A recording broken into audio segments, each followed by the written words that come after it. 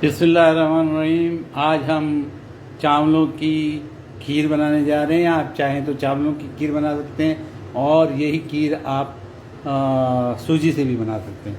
आपका मूड में है कि आप चावलों की खीर खाना पसंद करेंगे या सूजी की खीर खाना पसंद करेंगे, तो आप उनको एक ही प्रोसीजर है, दोनों का एक ही प्रोसीजर है। मैंने तकरीबन हाफ कप, ये वाला हाफ कप से थोड़ा सा ज़्यादा चावल लिए और उनको ग्राइंड कर लिया, बारीक कर लिया, पाउडर बना दिया उसको। पाउडर बनाने के बाद उसको दूध मैंने पहले पकाना शुरू किया, 1 लीटर दूध पकाना शुरू किया और 3/4 जब वो रह गया तो उसके अंदर मैंने बादाम, पिस्ते, जो कुछ आपको डालना है उसमें मेवाजात डालिए।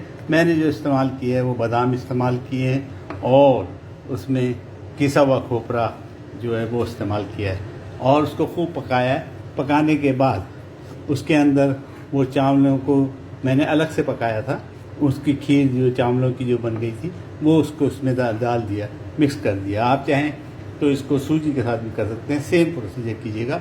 और अब आखिरी लम्हात में है और इसको बर्तन में जब डाला था मैंने ये ग्रेनाइट के बर्तनों में, तो चिपके नहीं, इसलिए मैंने इसमें बटर समझिए आप, ये तो बहुत बड़ा चम्मच है, ये छोटा चम्मच जो है खाने का चम्मच, टेबल स्पून, ये भर के डाला था ताकि ये चिपके नहीं और ये बर्तन से लगे नहीं। तो अल्हम्दुलिल्लाह ये बर्तन से नहीं लग रहे और हमारी खीर तकरीबन तैयार है। इसका जो आखिरी जो है इसको मैं क्या कहूँ, ट्रिक कहूँ, वो ये है कि ज़ाफ़रानी खीर है तो मैंने ज़ाफ़रान पानी में भिगो के रखा हुआ है।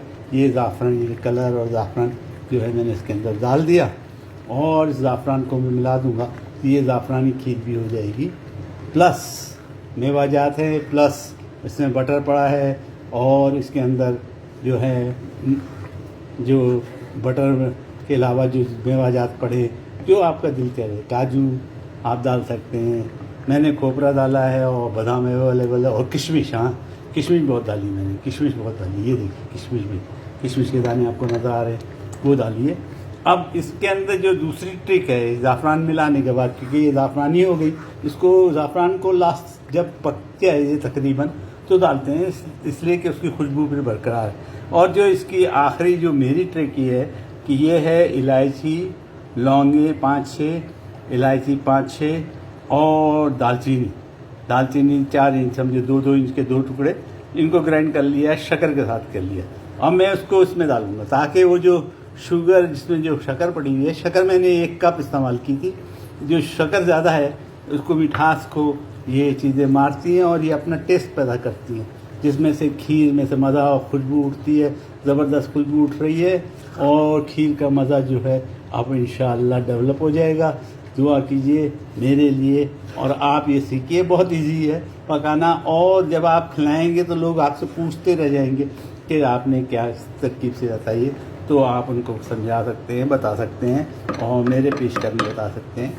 और मैं पूना से नाज़नीन को ख़ास तौर से और बॉम्बे से शादाब को ख़ास तौर से ये खीर सिखा रहा हूँ।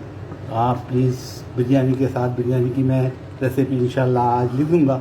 कल मैं मार्केट गया हुआ था, ज़रा बिज़ी था, आज इंशाल्लाह लिख दूँगा तो उसको पता चल जाएगा। तो ये ज़ाफ़रानी खीर है, इसमें ज़ाफ़रान पड़ी हुई है ज़बरदस्त किस्म की और ज़ाफ़रान के साथ इसमें जो चीज़ ख़ास पड़ी है वो दालचीनी पाउडर, इलायची पाउडर और लौंगे, तीनों को मिला के इस पाउडर बनाया है ग्राइंडर से और उसको मैंने मिक्स कर दिया। ज़बरदस्त इंशाअल्लाह मज़ा आएगा। मैं चख के देखता हूँ और आपको बताता हूँ। मेरी उंगलियाँ मैं डाल ले, आप इस तरह उंगली नहीं डालिएगा, बहुत ज़्यादा गर्म है। हम लोगों की प्रैक्टिस होती है, हम लोग उंगली डाल लेते हैं। जो पकाने वाले हज़रात हैं इसी तरह चखते हैं। उम्मीद है आपको खीर ज़बरदस्त पसंद आएगी, उम्मीद है आप भी बनाएंगे, उम्मीद है मुझे दुआओं में याद रखेंगे। थोड़ी सी इसमें इलायची का पाउडर कम है तो वो भी जो बचा है वो भी मैं इसमें डाल देता हूँ। ये जनाब मैंने खीर तैयार हो गई। इस खीर में पकाने में भी 15 से 20 मिनट और तैयारी के मिलाने के बाद टोटल आधा घंटा लगता है। ज़रूर बनाइएगा और ज़रूर मुझे बताइएगा, मेरे पेज बताइए कैसे बनी। दुआओं में मुझे ज़रूर याद रखिएगा। उम्मीद है आप भी बनाएंगे।